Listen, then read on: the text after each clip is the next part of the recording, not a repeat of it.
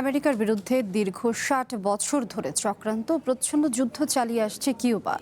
এক প্রতিবেদনে এমন বিস্ফোরক দাবি করেছে আমেরিকার পররাষ্ট্র মন্ত্রণালয়। এতে বলা হয় ১৯৫৯ সালে ফিদেল কাস্ত্রো ক্ষমতায় আসার পর থেকেই সরাসরি যুদ্ধের বদলে গোয়েন্দা নজরদারি, গোপন অনুপ্রবেশ ও প্রভাব বিস্তারকে হাতিয়ার করে Havana.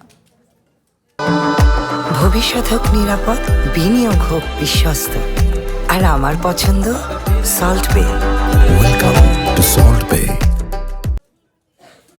Cuba the capital of 21st century communism শিরোনামে ১০০ পৃষ্ঠার এক প্রতিবেদন প্রকাশ করেছে আমেরিকার পররাষ্ট্র মন্ত্রণালয়।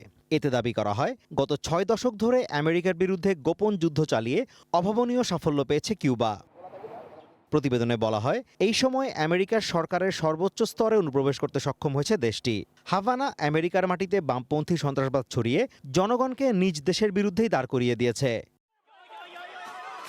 নথিতে ক্যারিবিয়ান সাগরের এই দরিদ্র দ্বীপটির স্নায়ুযুদ্ধকালীন চক্রান্তের বিবরণ তুলে ধরা হয়। পাশাপাশি অভিযোগ করা হয় আমেরিকার বামপন্থী দলগুলোর বিরুদ্ধেও। ইঙ্গিত দেওয়া হয়, জর্জ ফ্লয়েড হত্যাকাণ্ড কেন্দ্র করে অনুষ্ঠিত বিক্ষোভ এবং অ্যান্টিফার উত্থান সহ সাম্প্রতিক রাজনৈতিক উত্তেজনার পেছনে কিউবার হাত রয়েছে। দ্য ওয়াশিংটন পোস্ট বলছে, কিউবার হুমকিকে অস্বাভাবিক বড় করে দেখাচ্ছে ওয়াশিংটন।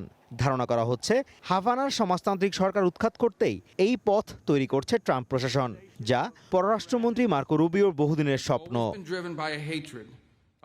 প্রতিবেদনটি প্রকাশের পর অনেক রিপাবলিকান আইন প্রণেতা একে সমর্থন দিয়েছেন, তবে তা প্রেসিডেন্ট ডোনাল্ড ট্রাম্পের বক্তব্যের সঙ্গে সাংঘর্ষিক। ট্রাম্প গত মাসে বলেন, কিউবা এক প্রকার ধসে পড়েছে, ইরান যুদ্ধ শেষ হলেই তারা বিষয়টি দেখবেন এবং ফেরার পথে সেখানে ছোট্ট একটি বিরতি নেবেন।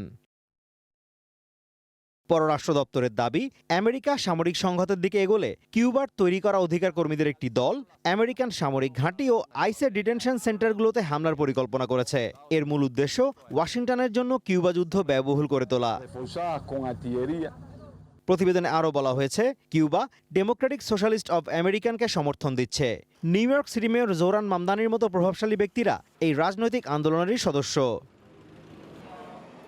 Azimur Rashid Kanak, one international desk.